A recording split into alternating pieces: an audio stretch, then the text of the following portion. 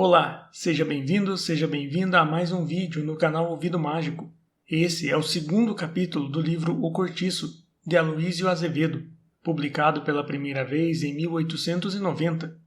Antes, não esqueça de se inscrever no canal, deixar um joinha e, se puder me ajudar, meu Pix e o Apoia-se estarão na descrição e no primeiro comentário. Boa história!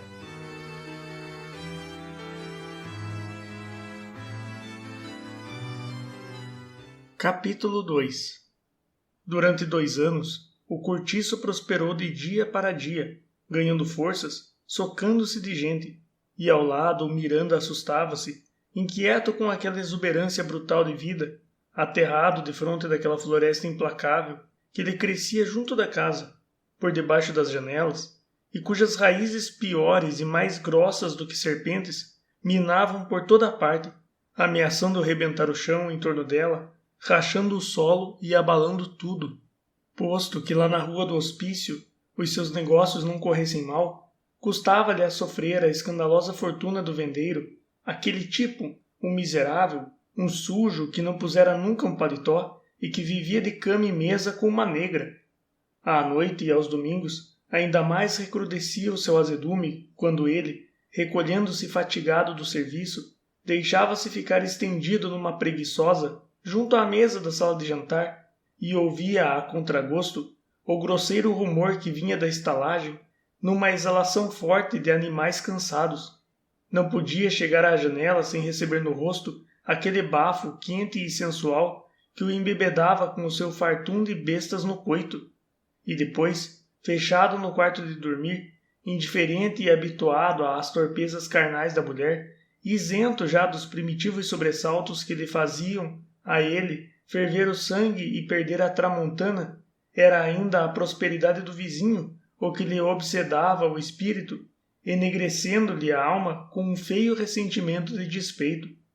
Tinha inveja do outro, daquele outro português que fizera fortuna, sem precisar roer nenhum chifre, daquele outro que, para ser mais rico 3 vezes do que ele, não teve de casar com a filha do patrão ou com a bastarda de algum fazendeiro freguês da casa.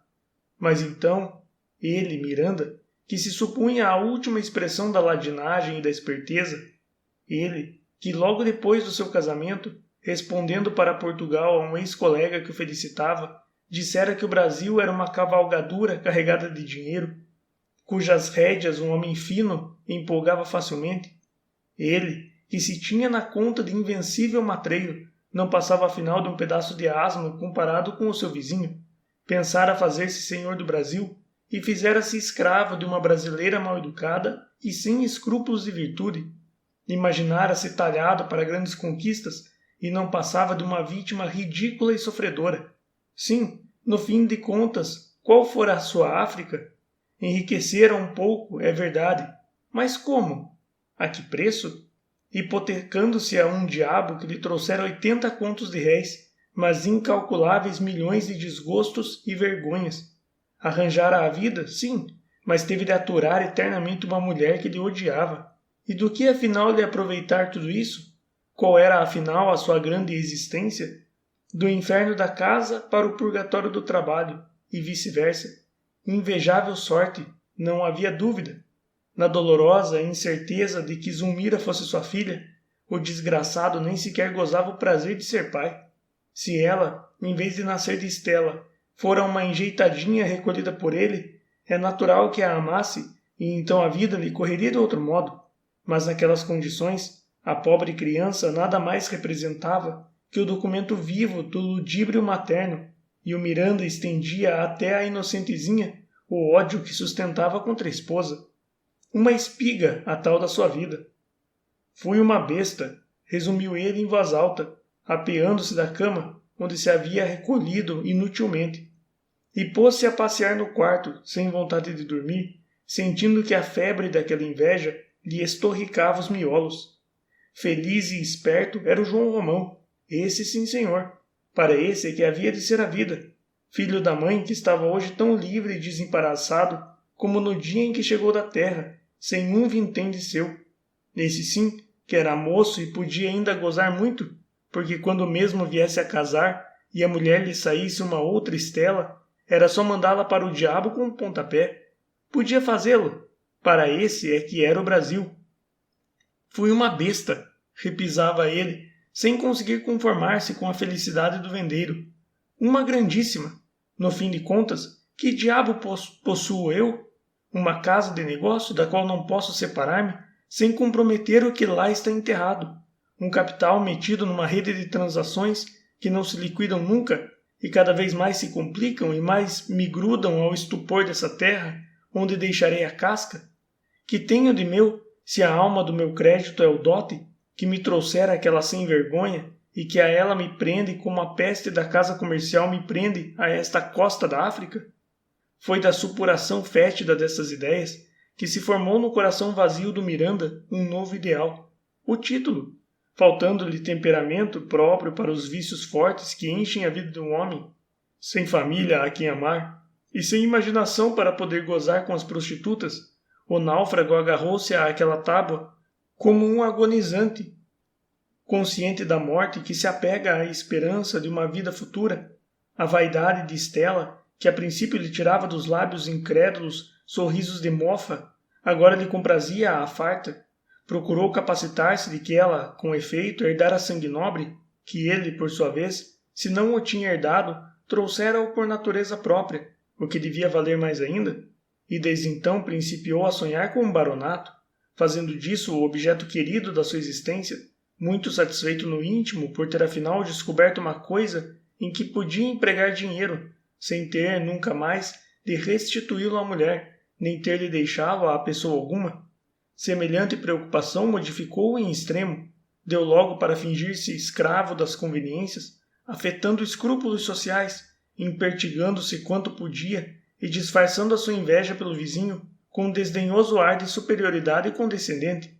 Ao passar-lhe todos os dias pela venda, cumprimentava-o com proteção, sorrindo sem rir e fechando logo a cara em seguida, muito sério. Dados os primeiros passos para a compra do título, abriu a casa e deu festas. A mulher, posto que lhe apontassem já os cabelos brancos, rejubilou com isso. Zulmira tinha então 12 para 13 anos e era o tipo acabado da Fluminense. Pálida, magrinha, com pequeninas manchas roxas nas mucosas do nariz, das pálpebras e dos lábios, faces levemente pintalgadas de sardas.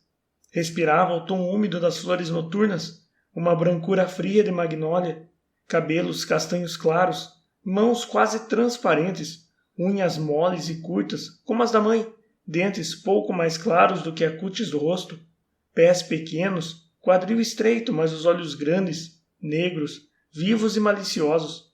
Por essa época, justamente, chegava de Minas, recomendado ao pai dela, o filho de um fazendeiro importantíssimo, que dava belos lucros à casa comercial de Miranda e que era talvez o melhor freguês que este possuía no interior. O rapaz chamava-se Henrique, tinha 15 anos e vinha terminar na corte alguns preparatórios que lhe faltavam para entrar na academia de medicina.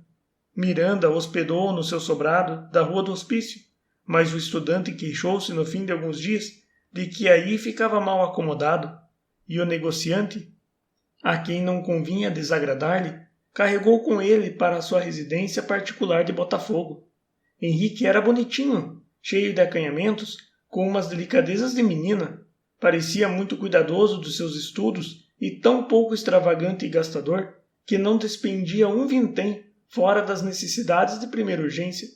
De resto, a não ser de manhã para as aulas, que ia sempre com o Miranda, não arredava a pé de casa, senão em companhia da família deste. Dona Estela, no cabo de pouco tempo, mostrou por ele estima quase maternal e encarregou-se de tomar conta da sua mesada posta pelo negociante, visto que o Henriquinho tinha a ordem franca do pai. Nunca pedia dinheiro. Quando precisava de qualquer coisa, reclamava-a de Dona Estela, que por sua vez encarregava o marido de comprá-la, sendo o objeto lançado na conta do fazendeiro com uma comissão de usurário. Sua hospedagem custava 250 mil réis por mês, do que ele todavia não tinha conhecimento, nem queria ter.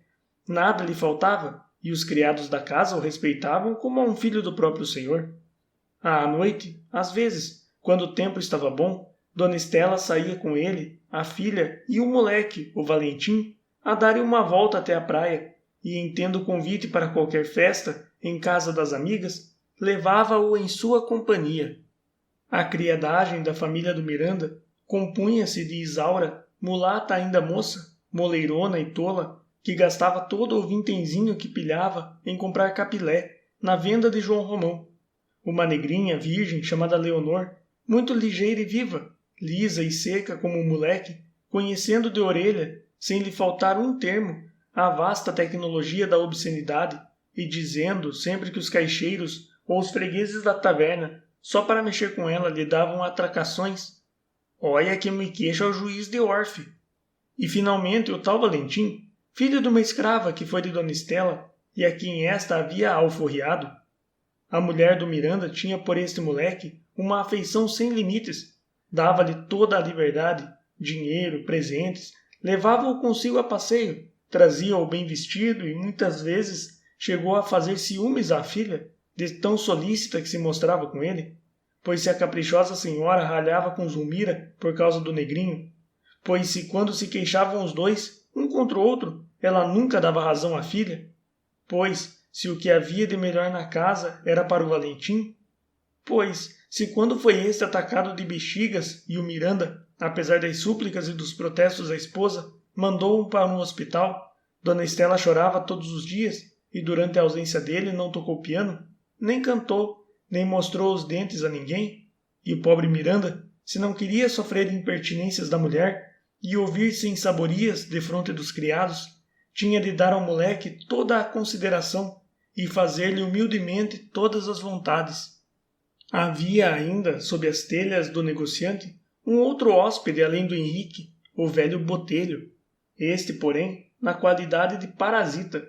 Era um pobre diabo caminhando para os 70 anos, antipático, cabelo branco, curto e duro como escova, barba e bigode do mesmo teor, muito macilento, com os óculos redondos que lhe aumentavam o tamanho da pupila e davam-lhe à cara uma expressão de abutre, perfeitamente de acordo com o seu nariz adunco e com a sua boca sem lábios.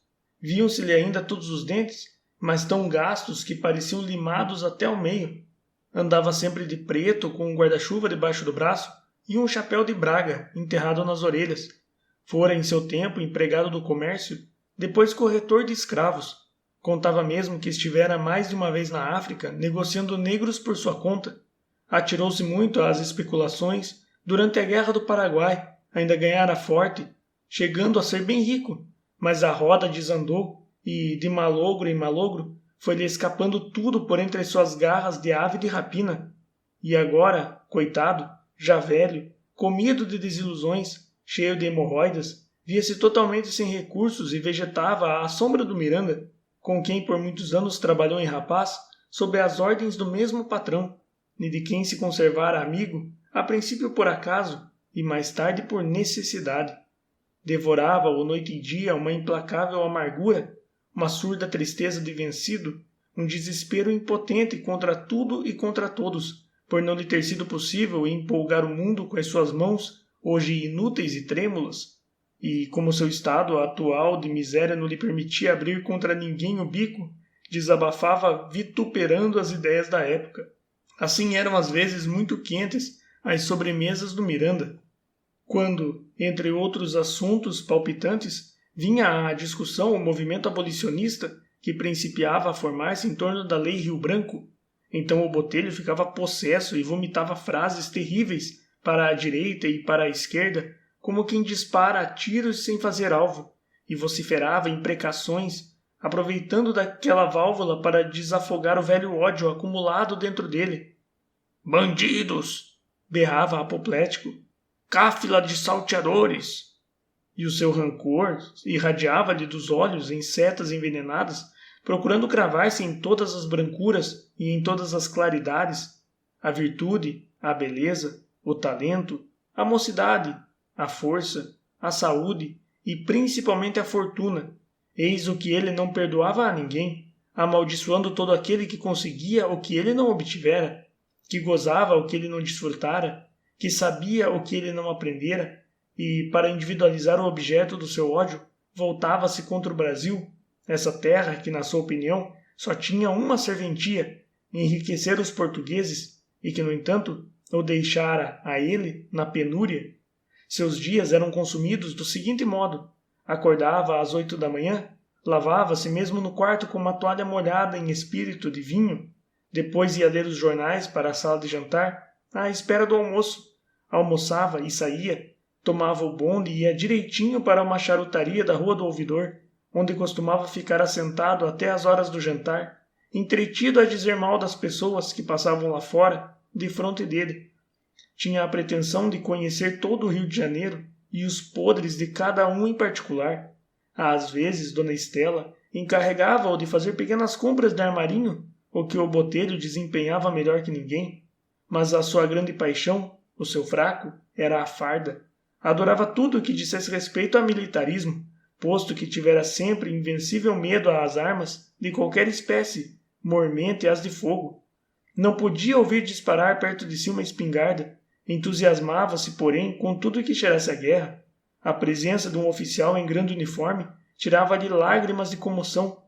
Conhecia, na ponta da língua, o que se referia à vida de quartel.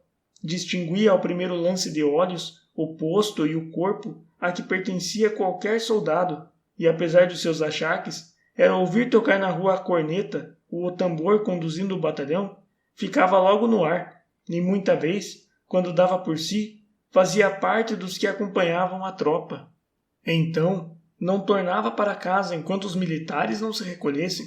Quase sempre voltava dessa loucura às 6 da tarde, moído a fazer dó, sem poder ter-se nas pernas, estrompado de marchar horas e horas ao som da música de pancadaria.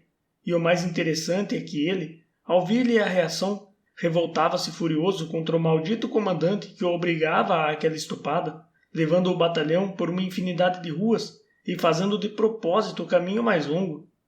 Só parece, lamentava-se ele, que a intenção daquele malvado era dar-me cabo da pele. Ora, vejam, 3 horas de marche-marche por uma soalheira de todos os diabos.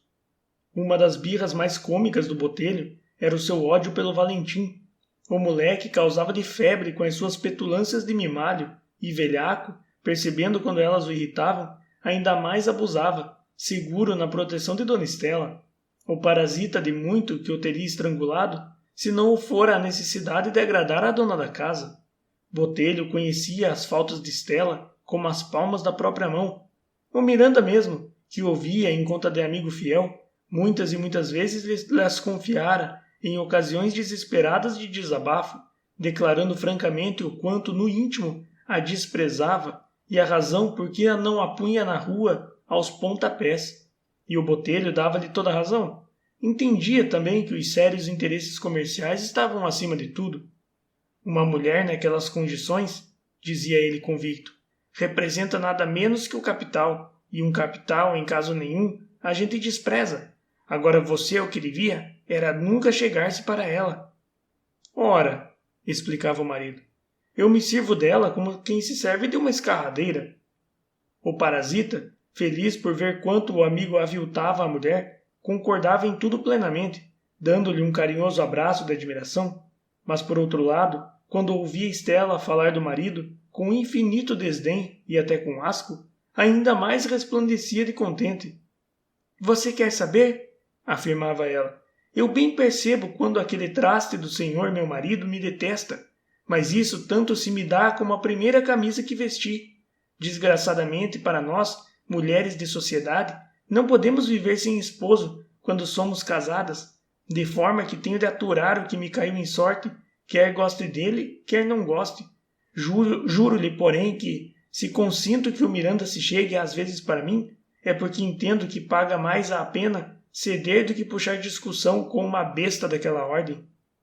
O Botelho, com a sua encanecida experiência do mundo, nunca transmitia a nenhum dos dois o que cada qual lhe dizia contra o outro, tanto assim que, certa ocasião, recolhendo-se à casa, incomodado em hora que não era do seu costume, ouviu, ao passar pelo quintal, sussurros de vozes abafadas que pareciam vir de um canto, afogado de verdura, onde em geral não ia ninguém.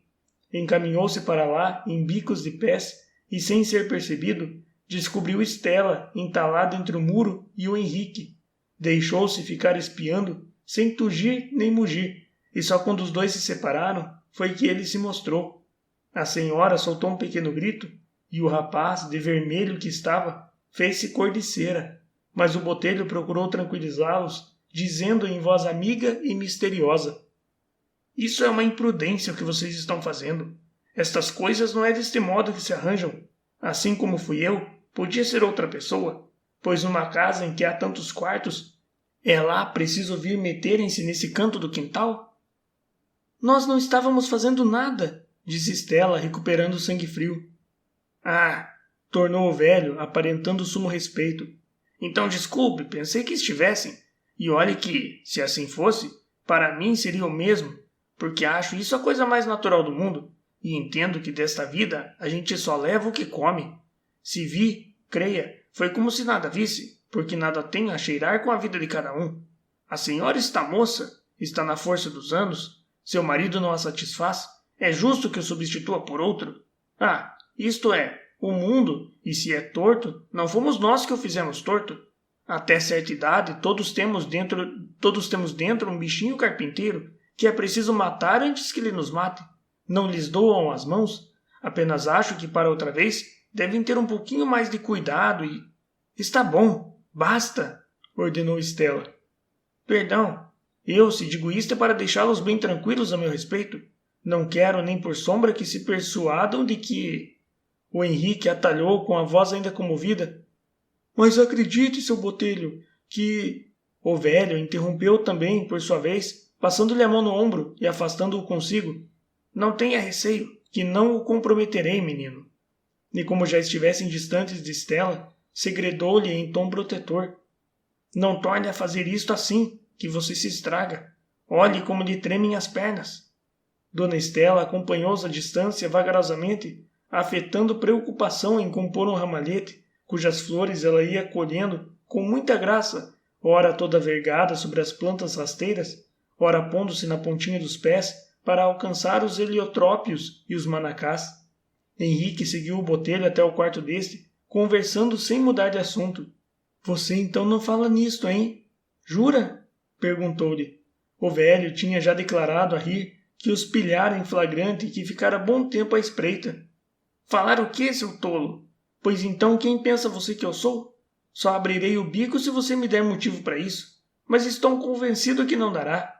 Quer saber? Eu até simpatizo muito com você, Henrique. Acho que você é um excelente menino, uma flor, e digo-lhe mais, hei de proteger os seus negócios com Dona Stella. Falando assim, tinha-lhe tomado as mãos e afagava-as. Olhe, continuou, acariciando sempre, não se meta com donzelas, entende? São o diabo. Por dar cá aquela palha, fica um homem em apuros. Agora quanto às outras, papo com elas. Não mande nenhuma ao vigário, nem lhe doa a cabeça, porque no fim de contas, nas circunstâncias de Dona Stella, é até um grande serviço que você lhe faz. Meu rico amiguinho, quando uma mulher já passou dos 30 e pilha a jeito um rapazito da sua idade, é como se descobrisse ouro em pó. Sabe-lhe a gaitas. Fique então sabendo de que não é só a ela que você faz o obséquio, mas também ao marido. Quanto mais escovarde você a mulher, melhor ela ficará de gênio, e por conseguinte melhor será para o pobre homem, coitado, que tem já bastante com que se aborrecer lá por baixo com os seus negócios e precisa de um pouco de descanso quando volta do serviço e mete-se em casa. Escove-a, que eu porá macia que nem veludo. O que é preciso é muito juizinho, percebe? Não faça outra criançada como a de hoje e continue para diante, não só com ela, mas com todas as que lhe caírem debaixo da asa. Vá passando, menos as de casa aberta, que isso é perigoso por causa das moléstias. Nem tampouco donzelas. Não se meta com a Zulmira, e creia que lhe falo assim porque sou seu amigo, porque o acho simpático, porque o acho bonito. E acarinhou-o tão vivamente desta vez que o estudante, fugindo-lhe das mãos, afastou-se com um gesto de repugnância e desprezo, enquanto o velho lhe dizia em voz comprimida: Olha, espera, vem cá, você é desconfiado?